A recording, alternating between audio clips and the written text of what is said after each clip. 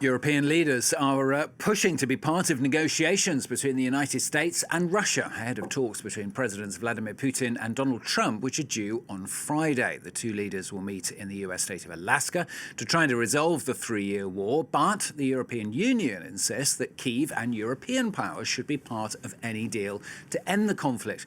Ukraine's President Vladimir Zelensky raising concerns that a deal would require Kyiv to cede swathes of territory.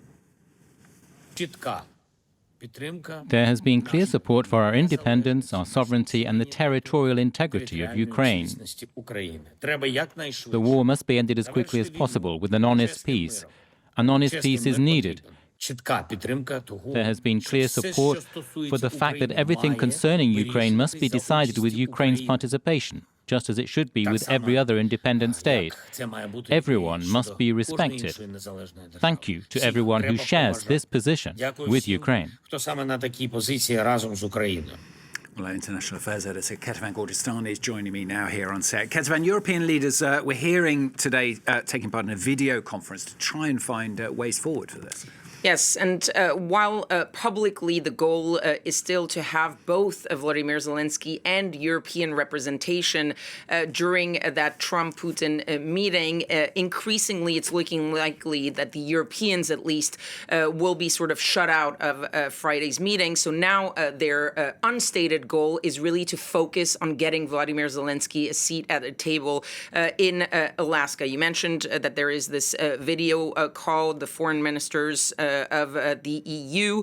You had Zelensky, who held over the past 3 days calls with about a dozen European leaders to sort of strategize around that meeting.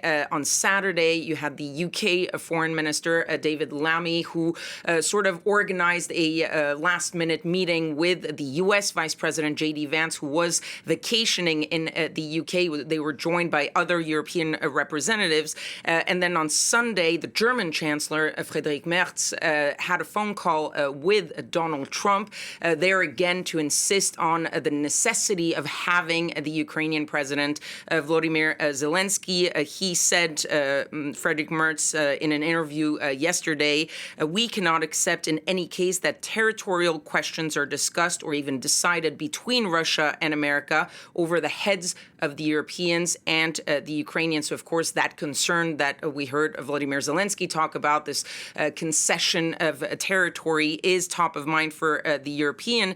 But there is some hope for the Europeans that Zelensky will get a seat at the table. The U.S. officials have been hinting that that is still a possibility. J.D. Vance was speaking to Fox News this weekend, saying that they were working on a possible schedule to have the three the three leaders meet.